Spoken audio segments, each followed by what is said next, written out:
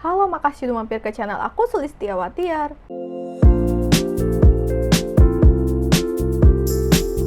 Karena sekarang udah memasuki bulan Desember, nggak kerasa ya udah akhir tahun aja.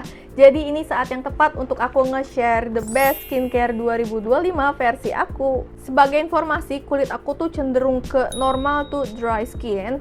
Area dagu aku ini tuh termasuk sensitif, gampang banget jerawatan, gampang kemerahan juga.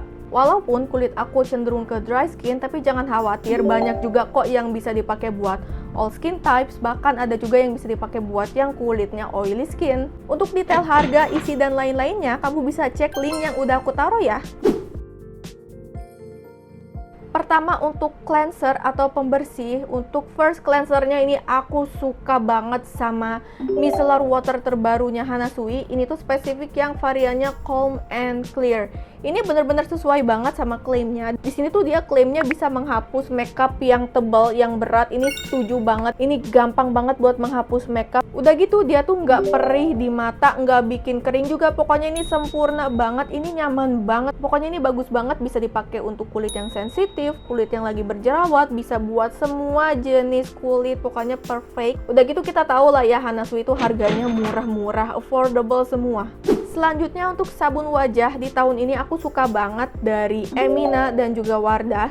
Ini Eminanya tuh spesifik yang warna biru yang oat amino, sedangkan yang Wardahnya ini tuh yang aloe sika yang new formula. Intinya aku ngerasa kedua produk ini tuh mirip banget ya. Intinya tipikal busanya yang standar, nggak terlalu dikit tapi nggak yang banyak banget juga, nggak sampai foamy. Intinya yang bikin aku suka tuh ini lembab afternya, sama sekali nggak bikin keset, sama sekali nggak bikin kering, nyaman banget, nggak bikin iritasi. Dua-duanya bisa dipakai buat yang kulitnya sensitif juga. Dan aku ngerasa sih kalau kedua produk ini lebih cocok buat kulit kamu yang cenderung kering atau yang lagi sensitif atau lagi skin barrier-nya lagi terganggu. Ini bakal cocok sih pakai kedua sabun wajah ini. Selanjutnya kalau untuk produk toner tahun ini belum ada, tapi kalau essence ada. Ini aku suka banget dari Avoskin yang Perfect Hydrating Treatment Essence. Sebenarnya produk ini tuh udah lama ya, udah legend ya. Cuman ini aku termasuk telat sih nyobainnya ya, karena jujur buat kantong aku pribadi harganya lumayan. Ini pun aku beli karena waktu itu ada promo diskon besar-besaran, makanya aku cobain. Ternyata ini sebagus itu, memang sesuai harga sih. Jadi kalau buat sebuah essence, teksturnya tuh lumayan agak kental ya. Tapi yang bikin aku suka banget tuh, ini tuh kerasa banget skin prep-nya. Kayak mempersiapkan kulit sebelum menerima skincare selanjutnya, step selanjutnya kayak serum, pelembab, dan lain-lain. Aku ngerasa tuh kayak ngebooster banget sih si essence ini. Udah gitu dia tuh ada kandungan vitamin C-nya juga, bisa membantu untuk mencerahkan. Intinya aku suka banget deh, ini kerasa banget progresnya, kerasa banget ngeboosternya. Cuma mungkin sayangnya ini dia tuh masih ada kandungan alkoholnya dan wanginya juga cenderung kecium gitu ya, wangi alkoholnya. Cuman kalau di kulit aku pribadi sih aman banget, sama sekali nggak ada masalah, cocok banget pokoknya. Dan ini bisa banget dipakai buat all skin types, baik kamu yang oily, kombinasi, ataupun kering. Oh iya, sebelumnya aku mau ngucapin terima kasih banyak untuk kamu yang udah bantu support aku dengan cara like dan juga subscribe channel ini. Selanjutnya untuk serum, di sini serumnya tuh spesifik untuk brightening ya, atau untuk memudarkan bekas jerawat. Ini suka banget aku dari Wardah yang Sim Radiance 399 10% niacinamide. Ini buat sebuah serum brightening di kulit aku, termasuk cepet banget progresnya. Pemakaian seminggu tuh udah kelihatan progres untuk mencerahkannya. Pemakaian 2 minggu itu tuh kelihatan bekas jerawat tuh jadi lebih memudar. Intinya aku pakai tuh udah sebulan lebih dan bener-bener works, bagus banget di bekas jerawat aku, gampang hilangnya, cepet hilangnya.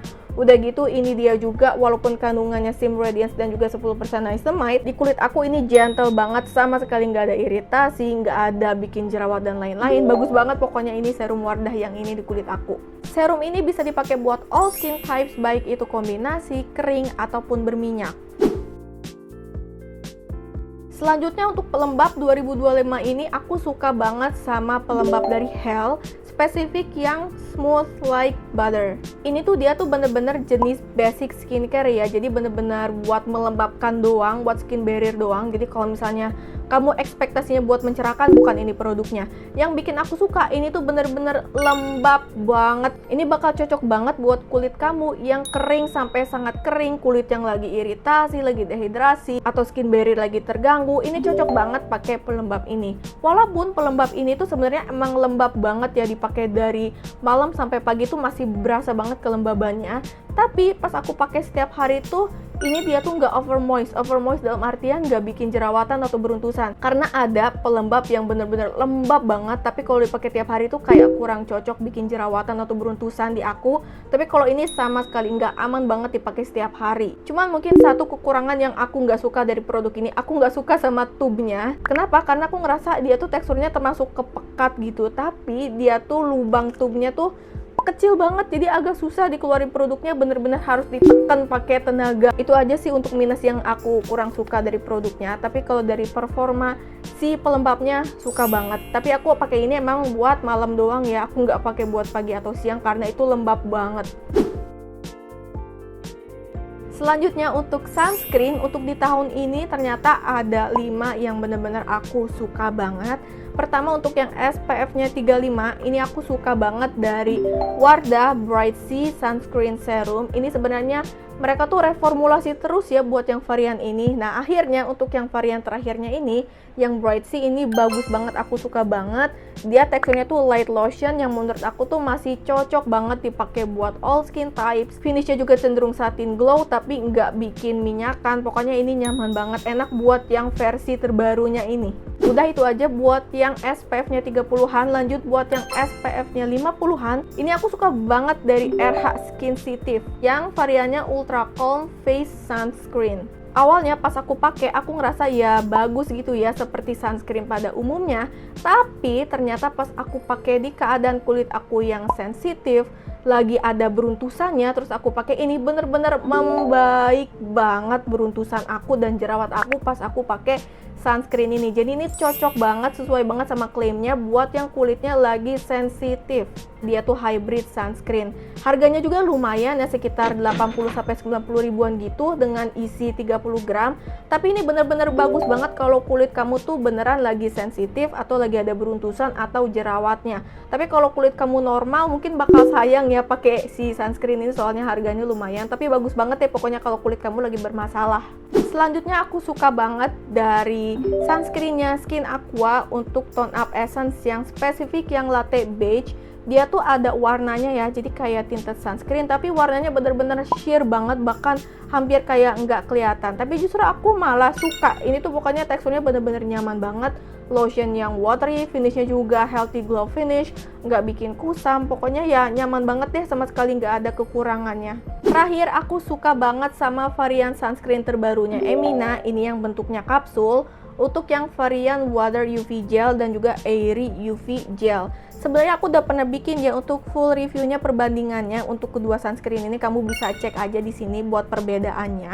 Tapi intinya secara garis besar sih aku ngerasa ini keduanya tuh mirip banget, jadi makanya aku mention dua-duanya di sini. Pokoknya yang bikin aku suka dia tuh teksturnya ringan banget, terus nggak bikin kusam, nggak bikin minyakan juga, tapi di sisi lain nggak bikin kering juga di kulit aku yang cenderung ke dry skin. Tapi ini bisa banget ya dipakai buat all skin types, bahkan untuk kulit kamu yang oily pun ini masih ideal banget sih. Pokoknya untuk kelima sunscreen yang aku mention di sini, ini semuanya bisa banget dipakai buat all skin types, baik kulit kamu kombinasi, kering ataupun berminyak, semuanya bisa. Untuk keempat sunscreen ini bisa banget dipakai buat kulit kamu yang sensitif, sedangkan kalau untuk yang Wardah mungkin perlu dipertimbangkan karena dia tuh ada kandungan perfumnya. Tapi kalau misalnya kamu sensitif dan udah cobain gak ada reaksi negatif apapun, boleh aja, lanjut aja, nggak ada masalah kok.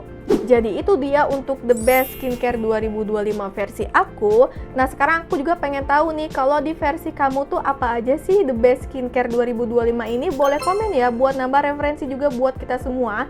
Siapa tahu kedepannya aku bakal tertarik juga buat cobain skincare yang menurut kamu bagus banget. Kalau kamu tertarik dan mau cobain rekomendasi The Best Skincare 2025 versi aku, linknya udah aku taruh ya. Kalau kamu punya pertanyaan yang belum aku bahas di video ini, tulis aja di kolom komentar, nanti aku balas. Untuk produk-produk yang aku mention barusan juga, ada juga sih beberapa yang belum aku full review, tapi ada juga yang udah di full review. Komen aja di bawah kalau misalnya kamu pengen aku bikinin full reviewnya untuk produk yang belum aku bikin fullnya. Jadi segitu dulu review dari aku. Kalau video ini membantu dan bermanfaat buat kamu, jangan lupa like dan juga subscribe-nya ya. Terima kasih banyak untuk supportnya. Sampai jumpa di videoku selanjutnya. See you!